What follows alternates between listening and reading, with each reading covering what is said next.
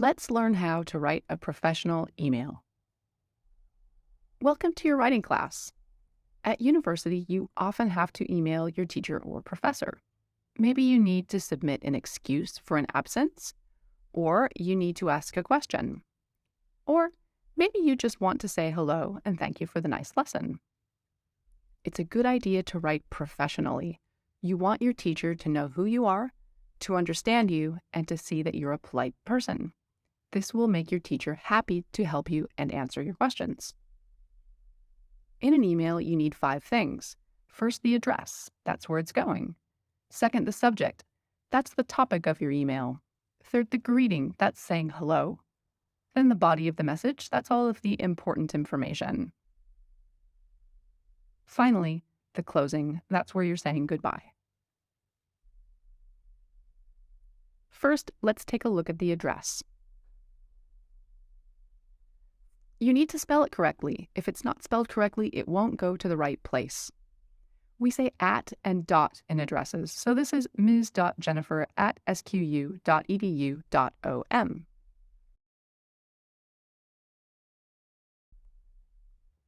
Next, let's look at the subject. The subject should be clear but simple. Don't type your whole message here. Your teacher gets a lot of email. The subject should help him or her understand what's coming in the message. Next, let's look at the greeting. Starting with dear is always a good idea. This is formal. Don't start with hey or hi. This is informal. It's fine for your friends, but it's not correct for your teacher. You should use your teacher's name. If your teacher uses Dr. Smith, use that. If your teacher uses Mr. Bob or Miss Fatma, use that. You can tell what your teacher wants you to use by looking at your teacher's emails to you. Next, let's look at the body of the email.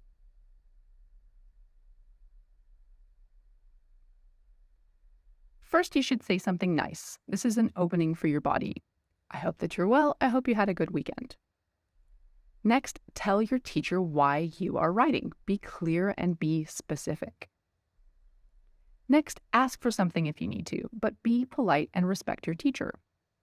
Finally, thank your teacher for their time or their help. This is not a good question for an email. This is a big question. The student should be asking classmates for help, should be looking online for help, and can ask specific questions.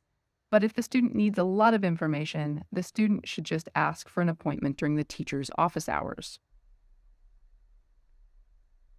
This is also not a good question. You should not ask your teacher to mark you present when you're absent. It's the teacher's job to mark absences. Here's another question that's not great. This sounds like a really big question. The student is not being specific. Maybe the student needs to think of a more specific question or make an appointment for office hours. Now let's look at the closing. Using regards or best regards is always good. It's formal. Sincerely or best wishes are also good. You should use your first and second name so your teacher knows exactly who you are. And you should put your course and section number. Your teacher maybe teaches a lot of sections. It's important that the teacher knows who you are. Here are some more tips. Use commas after the greeting and after regards. Be polite in your email. Do not make demands like I want this or give me this, and do not complain. This isn't fair. This is too hard. Those don't sound professional. An email is a place to be professional. This is a complaint and a demand. This is a complaint and demand. This is a complaint. This one is 2 demands. There are better ways to do this. You should ask questions.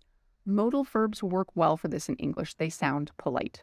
Here, a student is asking questions, making requests, doing it politely with modal verbs.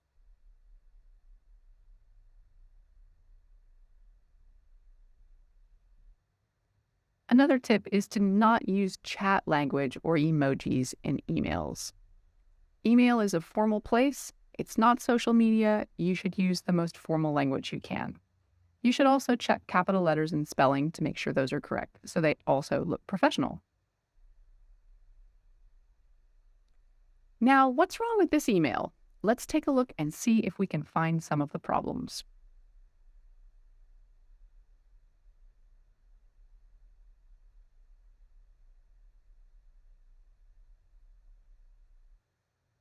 Well, first of all, this is spelled incorrectly. It's not going to get to the teacher. Here, there's no subject, so the teacher will not know what it's about. Hey, miss is not a great greeting. It sounds too informal, or it sounds maybe angry.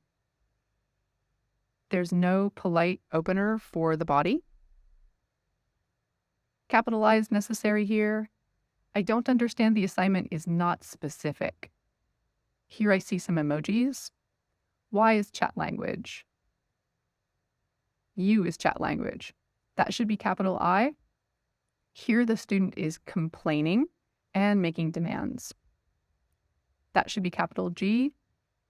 This should not have a demand. Those exclamation marks tell us that the student is feeling angry. Here is no thank you. Here is no regards. Here is no second name. And here is no course code or section number. Lots of problems with this one. Here's a good email. Let's see if we can find some of the features that are good.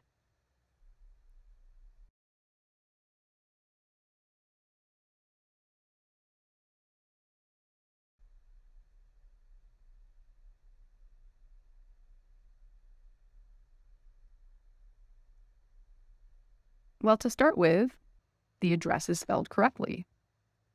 The subject is clear and specific. The greeting is polite, and it's using the teacher's name.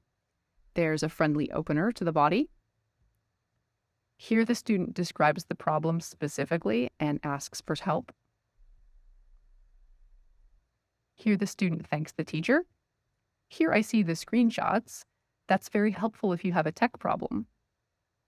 Here is best regards, first and second name, course code, and section number. Everything here looks like it's following the rules for making a good professional email.